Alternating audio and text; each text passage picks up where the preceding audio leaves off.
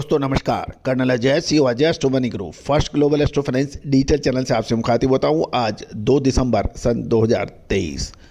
दोस्तों calendar year 2023 का अंतिम महीना चल रहा है और साथ साथ बाजारों के अंदर अब विशेष तेजी मंदी की खबर पर लोगों का है बड़ा ध्यान। आज के एपिसोड में हम चर्चा करेंगे गेहूं के ऊपर। गौरतलब है साल 2023 में हमने एक लक्ष्य हमारे चैनल के निर्धारित किया था जो बहुत जल्द पूरे होने वाला है।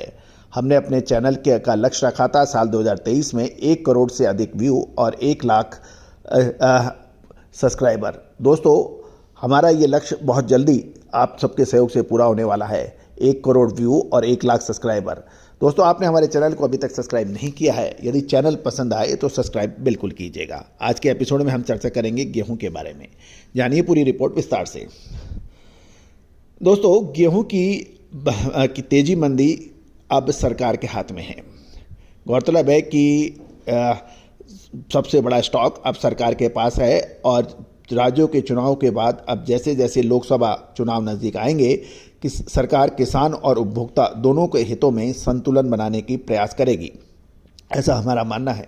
गेहूं का पुराना स्टॉक अब कोई बहुत बड़ा नहीं है और किसानों के पास भी ज़्यादा स्टॉक नहीं है। ज़्यादातर स्टॉक सरकारी गोदामों में है और जिस तरह से फूड कॉरपोरेशन ऑफ इंडिया यानी भारतीय खाद्य निगम साप्ताहिक आधार पर ई ऑक्शन के जरिए गेहूं बेच रही है उसी आधार पर बाजार चल रहे हैं। एफसीआई ने इस सीजन तक साप्ताहिक ई नीलामी के माध्यम से 40 लाख टन से अधिक गेहूं बेचा है और हाल में ही साप्ताहिक कोटा 50% तक बढ़ा दिए जाने के कारण मिलों को बाजार से पर्याप्त मात्रा में गेहूं मिल रहा है। एफसीआई की गेहूं की बिक्री बढ़ाने की योजना का बाजार पर कुछ असर दिख रहा है और बाजार अभी धीरे धीरे ठंडा हो रहा है। गौरतलब है कि आटा मैदा अत्यधिक की रिक्वायरमेंट और ग्राहकी अभी ठंडी है और बाजार तैयार माल की मांग अच्छी होती है तो गेहूं की कीमत अभी बढ़ रही होती, लेकिन ऐसा नहीं हो रहा है। दिवाली के बाद अभी तक सभी तैयार उत्पादों की मांग कमज़ोर है और मिलों को उनकी ज़रूरत के अनुसार एफसीआई अब खुले बाज़ारों से माल बेच रही है। नतीजन बाज़ार में कोई कमी नहीं नज़र आ रही है। सरकार ने नए सीजन तक स्टॉक बनाए रखने की जो योजना बनाई है वो अब सार्थक होती नज़र आ रही है। जहां तक गेहूं की बुआई का सवाल है, अखिल भारतीय स्तर पर शुरुआती रुझान सकारात्मक देखा जा रहा है, लेकिन सीजन के अंत तक बुआई की औसत घटने की भी आशंका नज़र आ रही है क्योंकि धनिया, जीरा, सरसों सहित अन्य सभी जिन्सों के दाम ऊंचे होने के कारण किसान गेहूं की जगह दूसरी फसलें लगा सकते हैं। गेहूं की बुआई की सही तस्वीर दिसंबर के आखिरी सप्ताह तक आएगी जब आंकड़े आएंगे और गेहूं या इंपोर्टेड गेहूं पर कोई शुल्क हो, इस तरह की कोई योजना कम नज़र आ रही है, इसकी संभावना कम है।